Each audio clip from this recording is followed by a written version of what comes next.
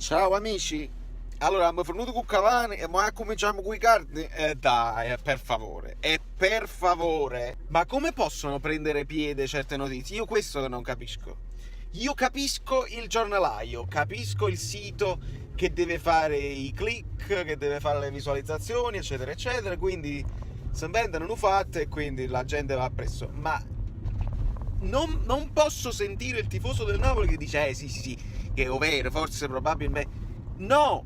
E poi ci sono dei giornalistucoli che cavalcano l'onda e cominciano a dire no, in realtà si può fare perché il Napoli lo voleva prendere 2 anni fa e il Napoli può tranquillamente affrontare lo stipendio perché ha fatto la volete finire, noi non siamo cretini, non tutti perlomeno.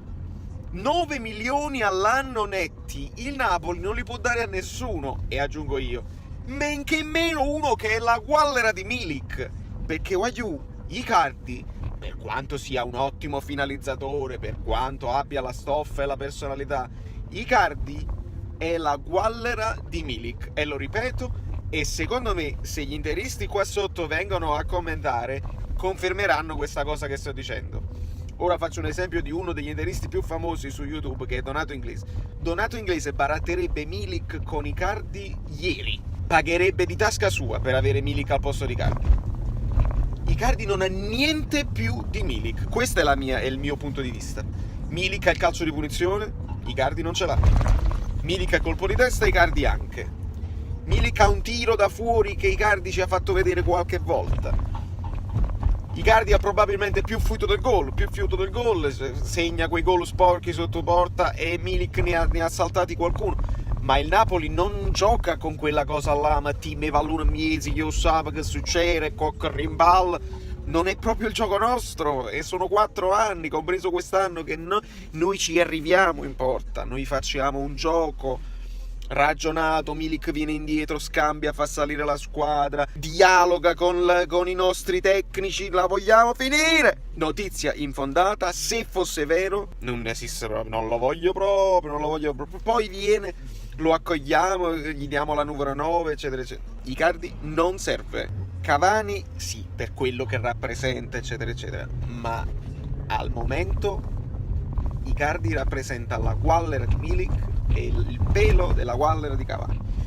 Quindi non aiziamo i tifosi, per favore, e cerchiamo di fare le persone serie, perché abbiamo una partita da affrontare. 2 partite da affrontare. Una è una partita che ci deve togliere uno sfizio. Il mio sfizio è di imporre il mio gioco contro la Juventus, togliermi gli schiaffi da faccia della partita di andata, dove non siamo potuti andare a vedere la trasferta e loro invece possono vedere la trasferta qua, altra ingiustizia sociale. Mentre se sei un tifoso del Napoli che sei residente fuori dalla Campania, non può gli.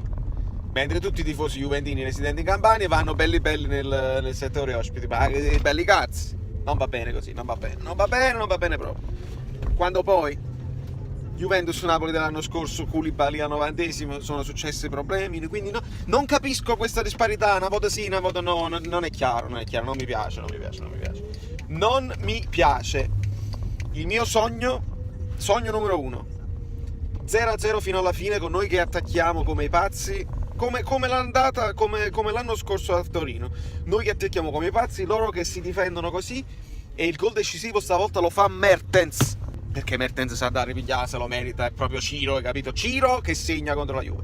Sogno numero 2, Insigne che apre subito le danze, ritorna in campo e segna, perché comunque Insigne è stato molto criticato in questa settimana, perché il Napoli vince 4-0 senza Insigne, e poi Insigne non è buono, proprio psicopatici, giusto per dire qualcosa, perché quando il Napoli vince i giornalisti non sanno che annariscono e la gente ci va appresso.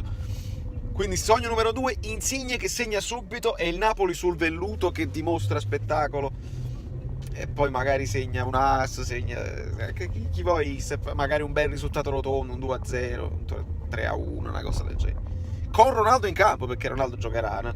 Non vi illudete, è tutta pretattica, Ronaldo viene risparmiato per la Champions, no, non ci credo proprio. Questo è il sogno numero 1, sogno numero 2, sogno numero 3, una partita spumeggiante dove la Juventus fa la partita della vita, giocano anche bene, fanno un gol, vanno in vantaggio, poi il Napoli sembra quasi che non ce la fa, poi dopo recupera, l'ultima è tutta 2-1 per il Napoli, apoteosi generale, loro che si erano illusi e diranno avete visto, abbiamo giocato bene, questi sono tutti sogni, ma non succederà niente di tutto questo. Farà la solita partita così, Pjanic, calcio di punizione, su Votten cocca espulsione, la sbangheranno come al solito e il campionato finirà così, perché il campionato finisce a -16 con poche partite che sono rimaste fondamentalmente. Quindi io non mi illudo, concentrazione massima è già verso Salisburgo per quanto mi riguarda. Napoli-Juventus è uno sfizio che mi vorrei togliere per fare un bel video YouTube, ma lo so che non succederà. Da New York, Valerio Fluido in notturna è tutto, e vi abbraccio e fatemi sapere sotto qual è la formazione che voi preferireste vedere contro la Juventus. I miei dubbi sono: giocherà Gulam? Ritornerà Mario Rui? Ce la farà? Ma qui Isai come l'altra volta, cioè si conferma la squadra di Parma con Insigne al posto di Mertens, oppure tornerà Isai sulla destra e sulla sinistra Gulam o Mario Rui?